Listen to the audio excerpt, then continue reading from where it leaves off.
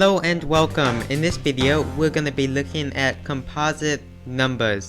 So the only thing a number has to be composite is to have more than two factors. So if a number has more than two factors, it is a composite number. If it has two or less, so even if it has two factors, it needs to have more than two.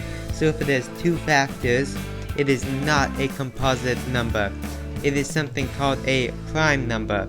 So let's look at some examples. The number 1 is not a composite number because it only has one factor, being 1. The number 2 is not a composite number because it only has two factors. It has 1 and 2. And remember, we need more than two factors.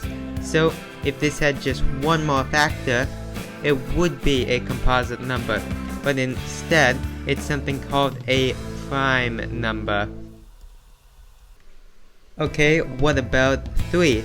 3 is also not a composite number because its only factors are 1 and 3. But 4, on the other hand, is a composite number because it has more than two factors. It has 1, 2, and 4. That's 3 factors, making it a composite number. And from here on, all you have to do to tell if it's a composite number is to follow this one rule. So 6 is a composite number because it has more than two factors.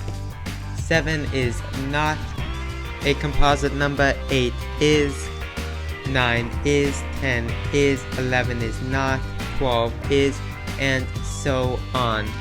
And that's all there is to it. You just learned what a composite number is and how to tell if a number is a composite number. And I hope you have a wonderful rest of your day. Bye!